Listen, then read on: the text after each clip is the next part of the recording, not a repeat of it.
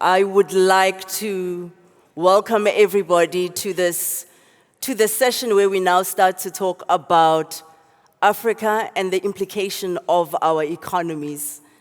I've been thinking a lot lately about the constitutions of the countries in which we exist. In South Africa, our constitution starts, "We the people of South Africa." Now, when you're a kid who grew up in apartheid South Africa, where you used to read secretly illegal copies of the Freedom Charter that said, "We the people," it is so amazing today to be able to say, "We the people of South Africa."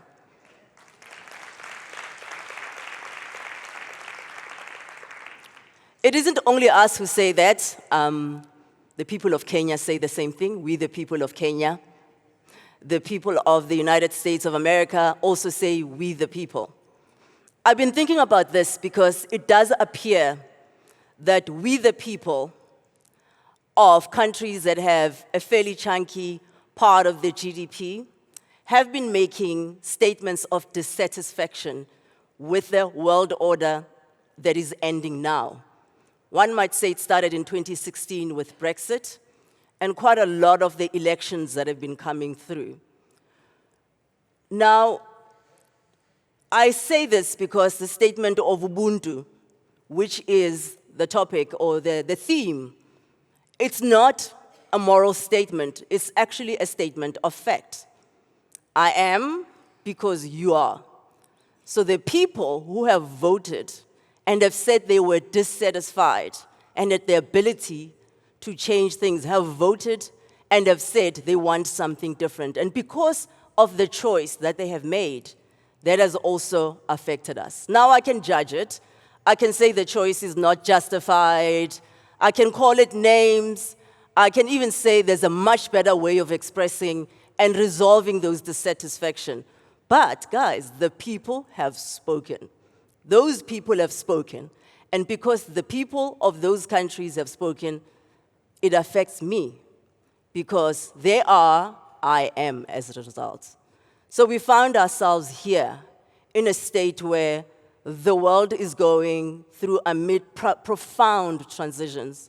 So we bought into an idea of globalization that encouraged open markets, free trade, free movement of goods, and we bought into it. We bought into the World Trade Organizations that set up the rules of engagement, open markets, low tariffs, and we thought this is a way which is a path to prosperity for our continent. But today, nations are increasingly protecting themselves, and themselves first. And so the question that we have to answer and contend with today is simply, what is the playbook for African economies now? Just given where we found ourselves today. What does it mean from sovereignty? What does it mean for independence? And what does it mean for the ordinary people on the ground? What is the new promise and what is the new playbook? This question, luckily, won't be answered by me, but by three absolutely incredible panelists. Firstly, Trudi Makhaya. I'm sure many of you know her. She's our first panelist. She's a partner at the Boston Consulting Group, and she's a very distinguished South African economist. She has served as an economic advisor to President Ramaphosa, and she played a pivotal role in shaping the country's economic strategy. Trudi, welcome. Wow.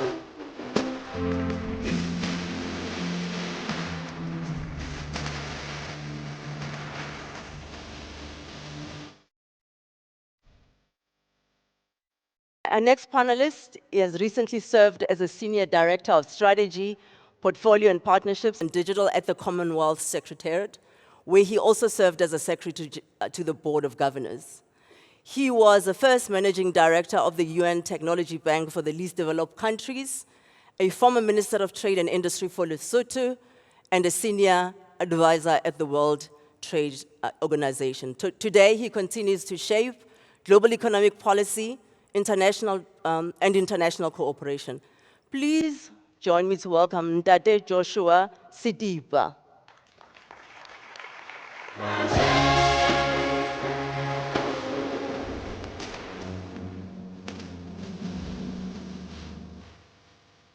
And on the line, hopefully on the line, who's joining us virtually is Mama Winnie Byanyima.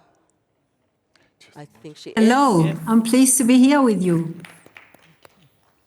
Okay, let me just do the intro while we sort the technology. So Mama Winnie is the executive director of UNAIDS and the Undersecretary Undersecretary General of the United Nations. She previously served as executive director of Oxfam International and was elected in the Parliament of Uganda 3 times and helped to establish the African Union Commission's Directorate of Gender and Development. So today, she continues her fight for equity as she co-founded a wonderful organization, People's Medicine Alliance, working to ensure that life-changing medicine and technology is accessible to all. Please join me in welcoming Mama Winnie Byanyima. Hello, thank you for having me. Can you hear me? Yes. All right. Now the work begins. So, I can see my glasses, but sometimes I can't, so we'll use it with both. Thank you very much for joining this very, very important conversation. Trudi, I'm going to start with you.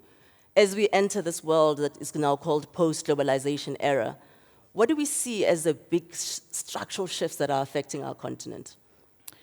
I think you really summarized it well when you said there is a lot about the global trade system that we subscribe to as Africans. Not necessarily out of choice, but because we thought this was one way towards prosperity. I think it's interesting to point out that, countries, let's say broadly of the global south, have always pointed out to the ways in which the global trade system is not always liberating, can foster economic dependence, for instance. And yet, despite that, they were still willing to play along because there was a sense that if we get access to the global market, if we get access to IP, if we're able to integrate our economy, something better can happen for us. And when some of these same criticisms started playing out in rich economies, they didn't write papers or register their discontent in the same way that they did. We're just seeing now the fragmentation that has been wrought by the US administration, but arguably by other Western nations before this. So we see a place where then Africa has to think about new answers to its questions, and the questions are around underdevelopment, around poverty. From 1990 to, let's say, 2020 with the pandemic. But that 30-year period, there was forward movement and upward mobility for the African continent. That ladder has been pulled away.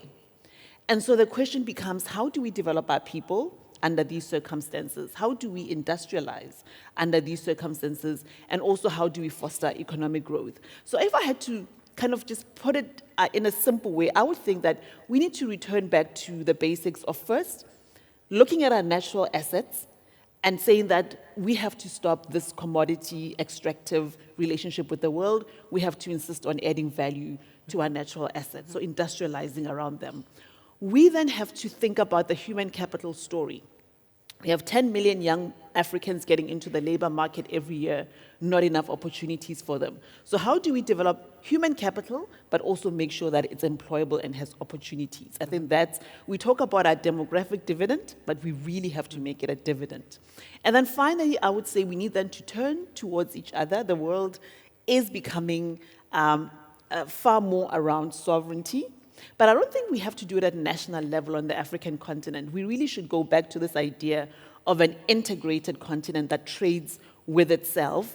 And the opportunity is clearly there because we have the lowest rate of intra-African trade or intra-continental trade. So you can see where the growth will come from. So I think we focus on those three, make the most of our resources, develop our people, trade amongst ourselves. I think that might be a way that we advance forward. Thank you. Dr. Joshua, I'm interested, you've spent quite a lot of time at the World Trade, at the WTO, and it would be interesting to hear your perspective of the world as it is today, and in particular, I'd love to hear your perspective about the African continental free trade and its potential, and what really do we need to do to unlock it? Well, thank you very much, and let me, through you, also thank that IWF for inviting me. I feel like an endangered species. But it's been a wonderful 1.5 days being here, and I'm really grateful for this opportunity. I come from a country that, like many others around the continent, survives because of multilateralism. Multilateralism and the WTO as part of that serves as an insurance policy for countries like mine. Because without multilateralism, Lesotho cannot sit across the table and negotiate tariff concessions with the US. Nor can it negotiate tariff concessions with any bigger country, and there are many around. So anything that, or any process that undermines that system, for countries like Lesotho, you feel it immediately. Yeah. We've just seen a few months ago, in one speech, the US president wiping out almost 18,000 jobs in Lesotho in real time. It's not an academic exercise, it's what people woke up to that reality. Because in the textile and apparel sector, commitments are made 6 months in advance. So if buyers are not sure if you still have the preferential access into the US market in 6 months' time, they shift those orders elsewhere. They go to Bangladesh, they go to Vietnam. And this is what has happened. The African Continental Free Trade Agreement is a step in the right direction. It's a very strong political commitment because regional integration has always been a political priority for this continent. There's a big gap between ratifying the treaty and actually making it work. And what we see today, and I think thanks to what has happened in the US in the last 9 months, the reality that African leaders have to redouble their efforts to actually make the SAFTA work. Remember that we're a continent that is still recovering from the legacy of colonialism. Sure. Our economic infrastructure was designed to do one thing, to extract minerals and export them to Europe. So our railway lines go to where? They go to the ports. They don't go to our neighbors. So for the ACFTA, we have to mobilize and that investment to reposition our investment to allow us to trade amongst ourselves. You still have, I'll give you an example. We are the oldest customs union in the world, SACU. But someone from Lesotho cannot, a service provider cannot just walk across the border and come into South Africa or go into Botswana or go to Swaziland. So how can we talk about regional integration when we started this before the Europeans did? We still don't have open skies. So to fly from Lesotho to Gaborone is more expensive than flying from Lesotho to London. So there are certain steps that have to be taken to begin to reap the benefits of the CFTA. That is the reality. Yeah. And yes, this is... It's a very big opportunities. I mean, some of the numbers say trade can increase by 80%, $500 billion can be added into our economies by 2030. So it's a very big ticket to go after. Mama Winnie, welcome to this fantastic session. Yesterday, I don't know if you had an opportunity to dial in, it was started by our President Ramaphosa, and one of the reports he spoke about is the G20 report on inequality. I'd like to just get your sense about what is the role that of inequality on the current outcomes that we have, and how can we shift it? Thank you, Funeka. I'm delighted to be here at an IWF session. I'm a great admirer of this collective, powerful collective. Yes, I bring you greetings from Polokwane, where I'm attending the G20 Health Ministerial meeting. And indeed, that report you've just mentioned that President Ramaphosa launched on global inequality, his G20 contribution there. I was privileged to be one of the 6 committee members who made it. And in that report, we show that for every $1 of wealth created since 2000, 25 years ago, the top 1% have captured 41 cents of that dollar, 41%. And the bottom 50% got just 1 cent from that $1. So that's how wealth is concentrating, incomes are concentrating in the hands of a few.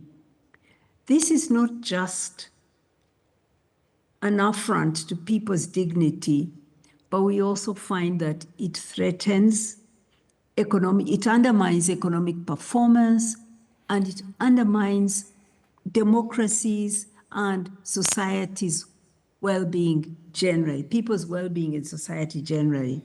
We show evidence in this report just that, for example, with countries with high inequality are 7 times more likely to experience democratic decline than more equal countries. We also show that there is no longer really, or we question the thinking before that there's a trade-off between distribution and growth that actually can be mutually reinforcing.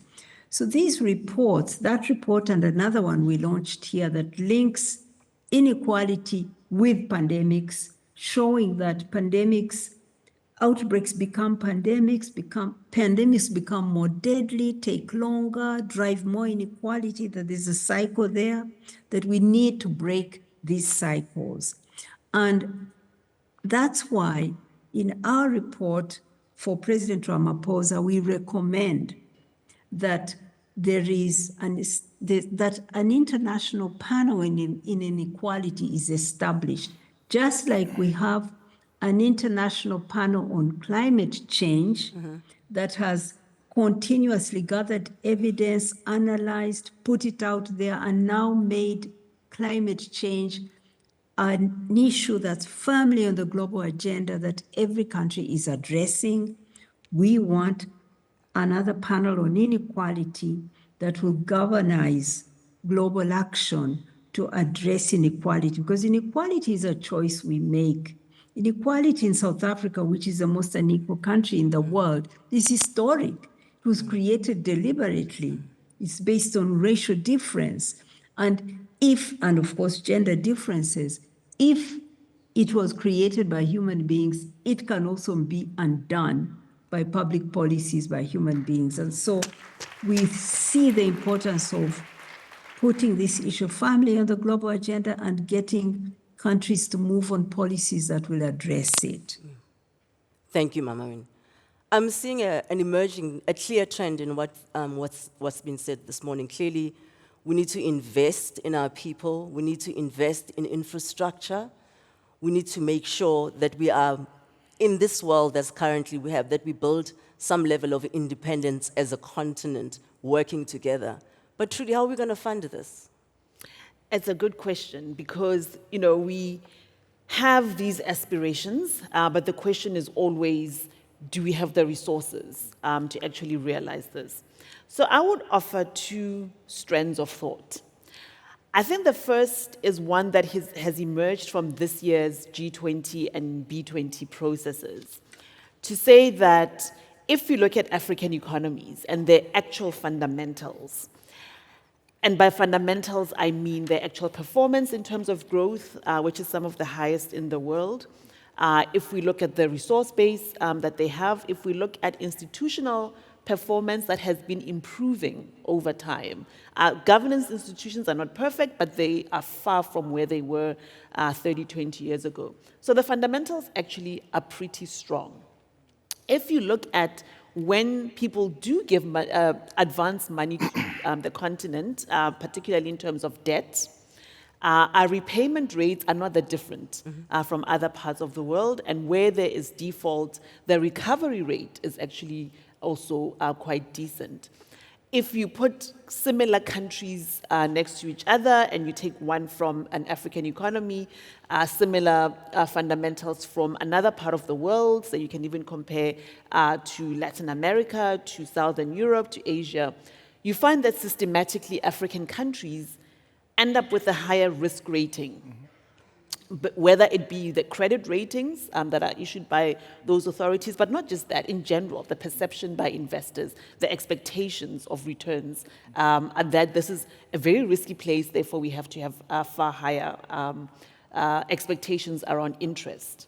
And so I think this systematic undervaluing of African economic strength has meant that, when finance flows come from outside the continent, they're much more expensive than they should be.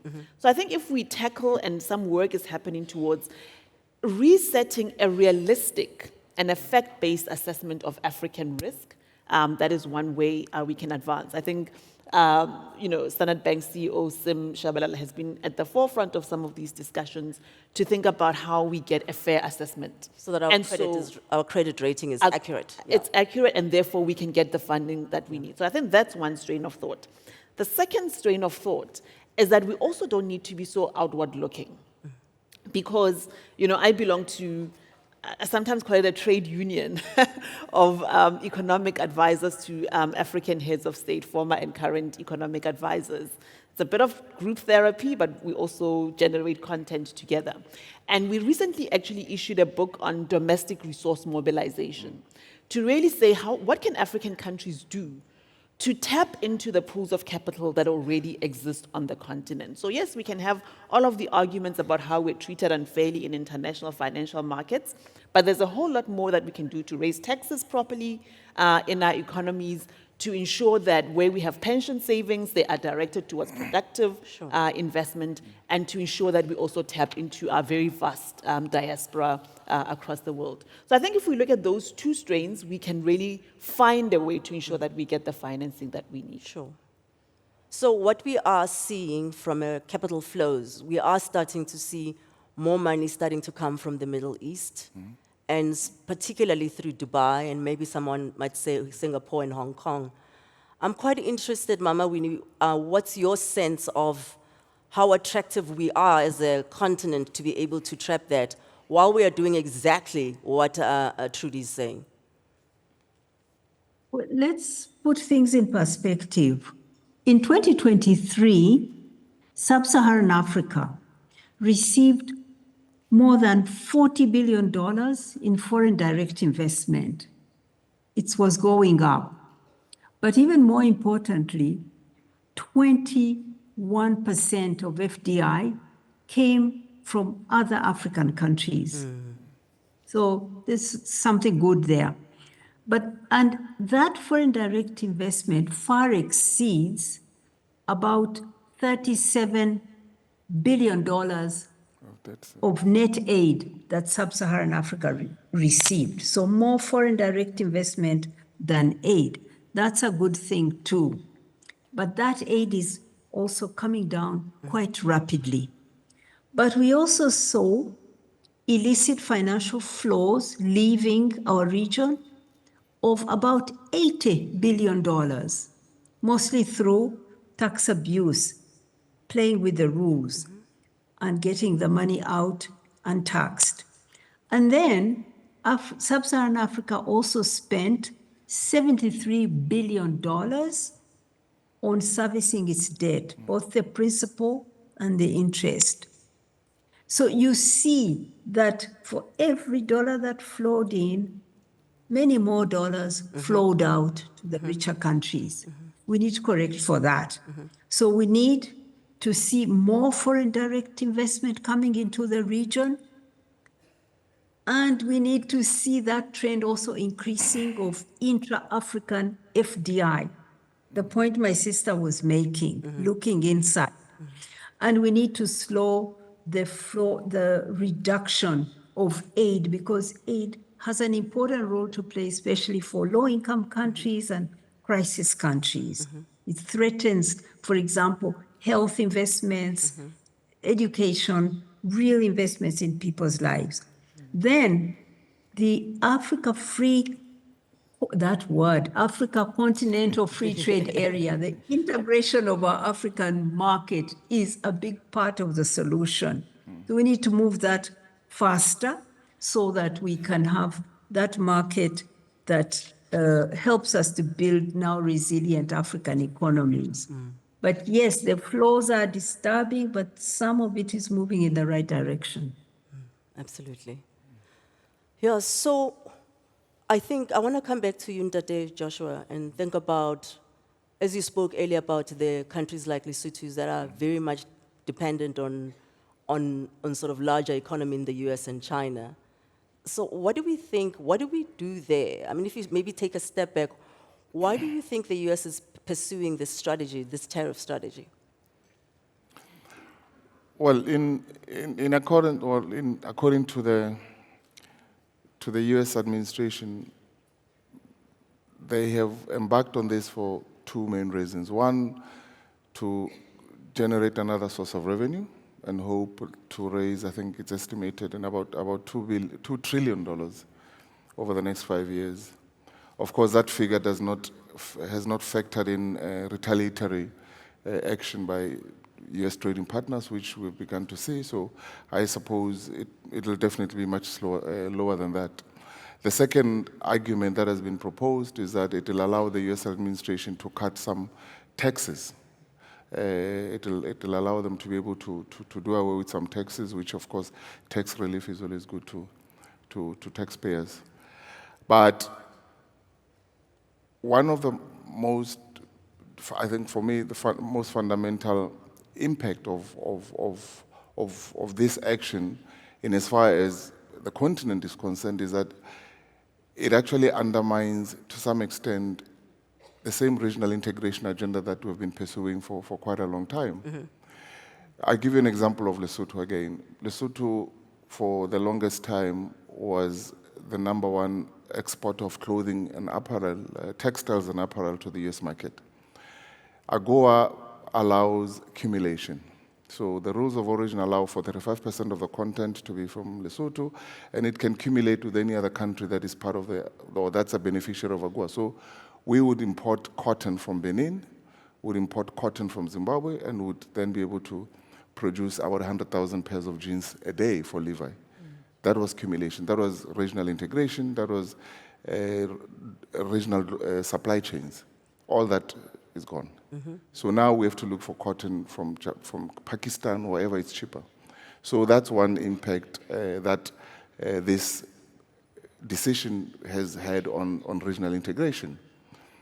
But it also forces, and I think it was a missed opportunity. If you remember at the beginning of this year when the US announced this decision, we saw a streamline of countries queuing to go to Washington to negotiate bilateral deals with the US in exchange for a host of things. I mean, Lesotho was asked whether it would accept violent criminals in exchange for a reduction in its tariffs. But what that did was it undermined our regional integration process. As I said, South Africa, Lesotho, Botswana, Namibia, Eswatini are part of the oldest customs union in the world. We have the same tariffs. So if you're going to accuse South Africa of imposing a 50% tariff on your product, the same applies to Lesotho. It applies because we have a common external tariff policy. Why didn't we go to Washington as a bloc like the Europeans did? But you saw us negotiate individually with the US, which means that united we're strong, but now we're fragmented, and therefore this has undermined our regional integration agenda. So the systemic impact of that decision that the US has embarked on is that it has weakened, or it has a potential to further weaken our regional integration agenda, which I think politically also then undermines even the broader regional integration agenda of the ACFTA.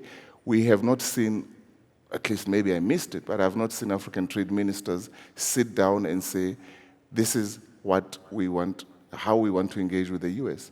Yet at the same time, we have a very ambitious agenda to harmonize our external tariff, not just at the regional economic bloc level, but eventually at the continental level. Who do you think should have been a convening party for such a delegation? we have regional organizations of regional economic organizations. In the case of Southern Africa, we have the SACU Secretariat in Namibia. They are the custodians of our tariff policy. We negotiate third-party agreements through SACU. Whether if you go to the WTO, the 5 SACU countries actually stay and sit in one corner of the hall, just like the Europeans, because we are assessed as one bloc. So we have the mechanisms in place. We have negotiated tariff concessions with third parties in the past, so this was nothing new.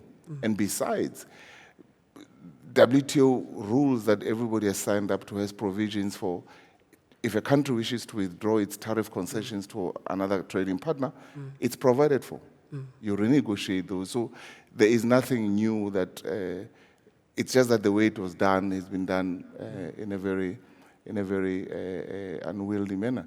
And also remember that the US is probably the only country I know of, at least, where the responsibility or the authority to negotiate and offer trade concessions does not lie with the administration.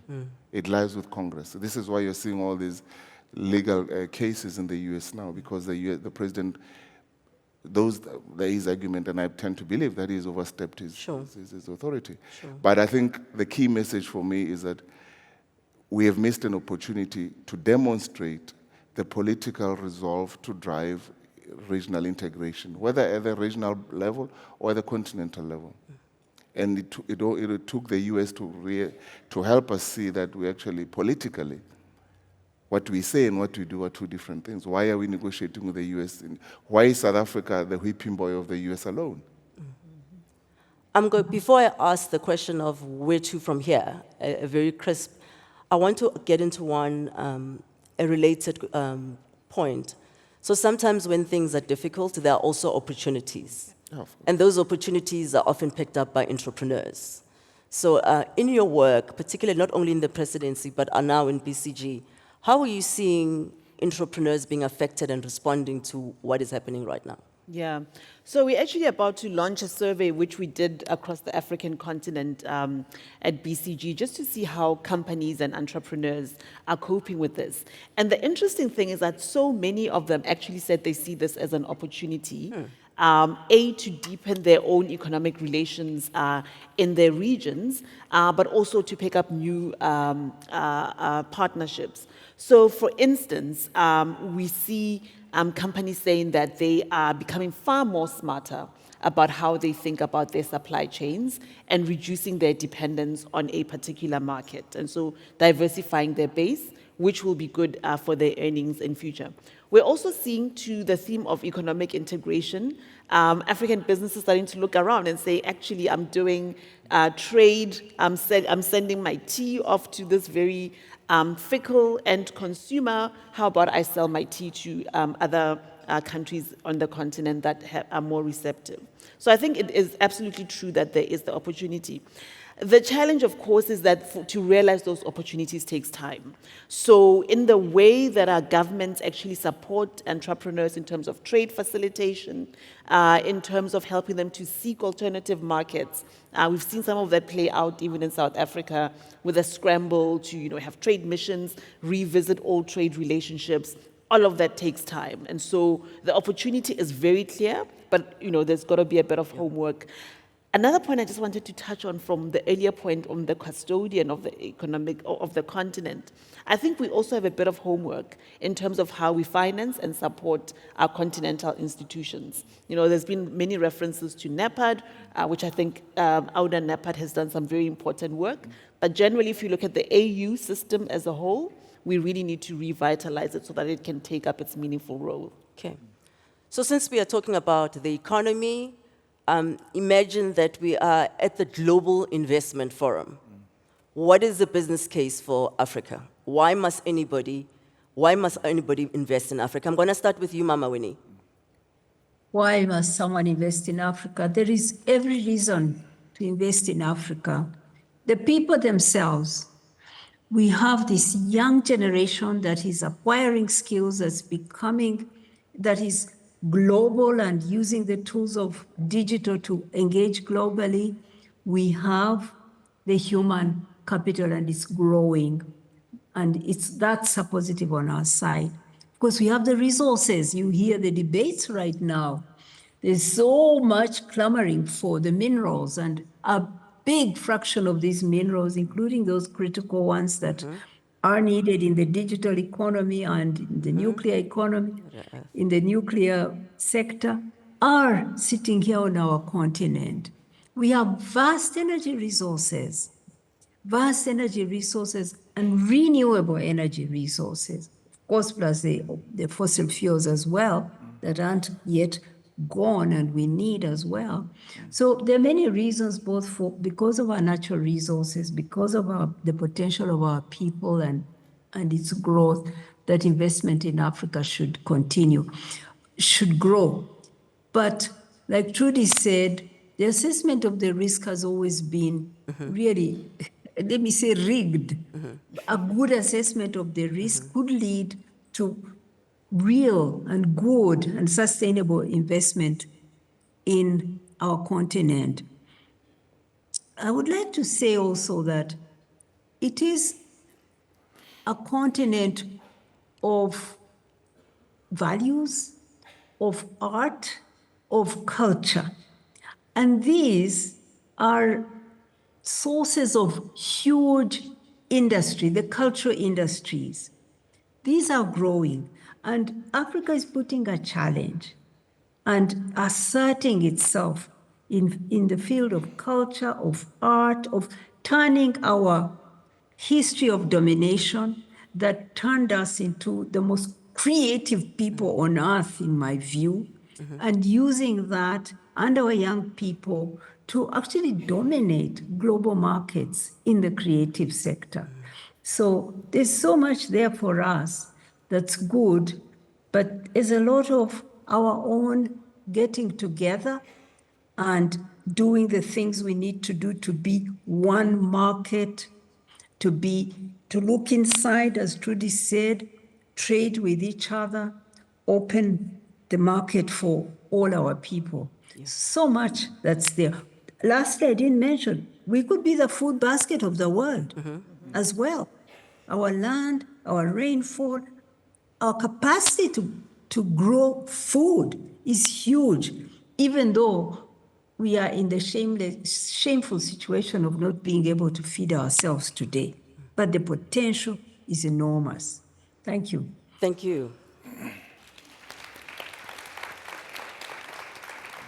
So, Mama Winnie, what I heard you say is one of the strongest business case for our continent is this huge population dividend that comes through. It's important because it provides huge labor force. It's also important because it also provides future markets. You also spoke about this internal market of the continent, which is estimated to already be quite large, but can add another $500 billion to the GDP. What else do we add, Trudi? Oh, that's a pretty comprehensive list. So I think once again to my theme of looking inward, I would say that's a good case to put to the rest of the world. But we're also trapped by our own low expectations sometimes. So I would also want us to up our ambition in terms of what we want to see for ourselves. So in a way, the opportunity would be to say that you look at the African continent, if we set our target that we want all of our economies, at the very least, to be middle-income economies in a generation, that would take us to another level. So I think just articulating that ambition and finding any partners, as long as they're able to go behind that, I think that's the way we go forward. Thank you. Dr. Joshua, I'm looking for your contribution.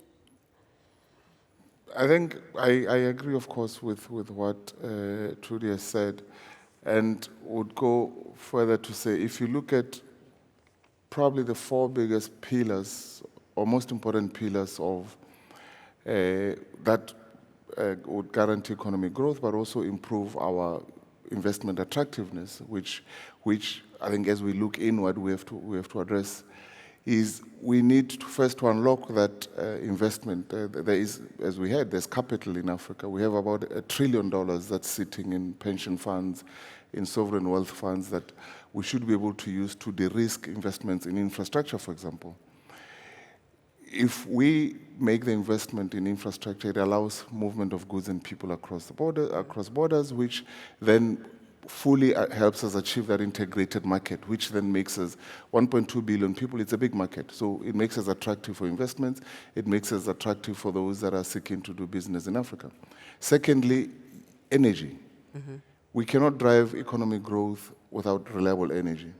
Last year, Africa was able to generate about 6.5 gigawatts that went into the grid. During the same time, India generated 14 gigawatts, only from renewables. The US was about 38 gigawatts. We need to more than, not just double, we need to triple our generation power capacity to be able to build the economic, or to see the economic growth that we need, because without energy, we cannot build industry. We need to be able to invest in capacity to value add on our commodities.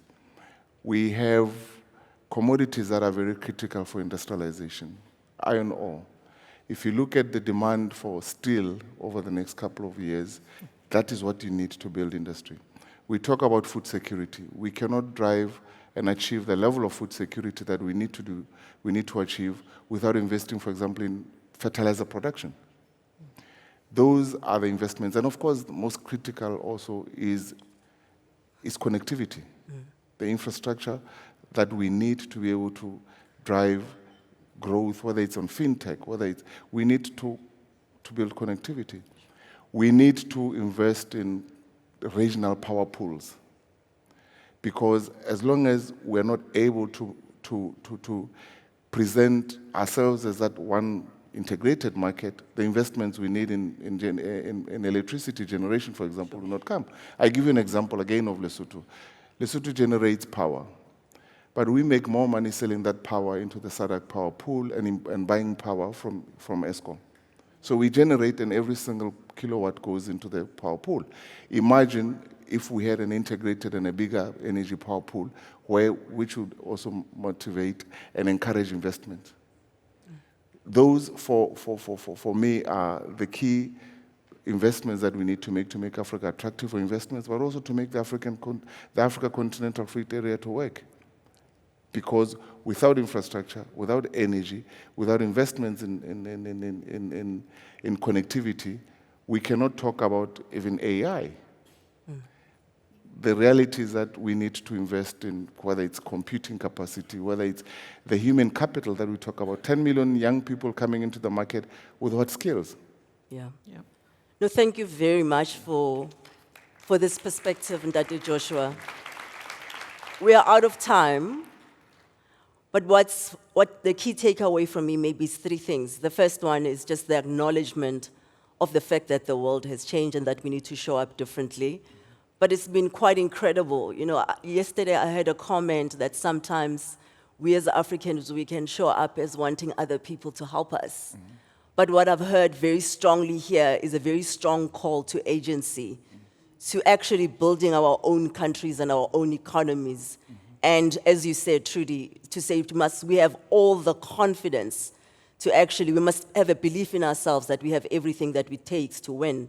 As Mama Winnie puts it, we've got a demographic dividend, we've got incredible resources, including rare earth and minerals that everybody wants for technology and for renewable energy, and nobody wants to be indexed to one supplier. We've got that as well. We also have this huge opportunity to unlock a massive trade market through the Africa Trade Agreement. And of course, this middle class that you talk about that we must dream of, it's already about, even now is expected to be about 2.5 trillion. And the one biggest thing that we must own is that no matter how difficult things are, we still have a growth premium.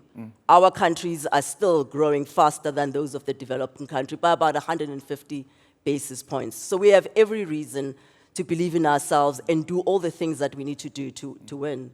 I often think about why is it that the things don't come together, and the only thing I can leave us with is not only the resolve and the dream, but just doing the basic things right, including things like just making sure governance, rule of law, all of those things are done. And we as voters here in the room have an ability to make sure that we hold our governments to account to make sure that that happens. But I feel at the end of this that Africa is returning to its agency. Mayibuye Africa. Thank you. Thank you. Thank you.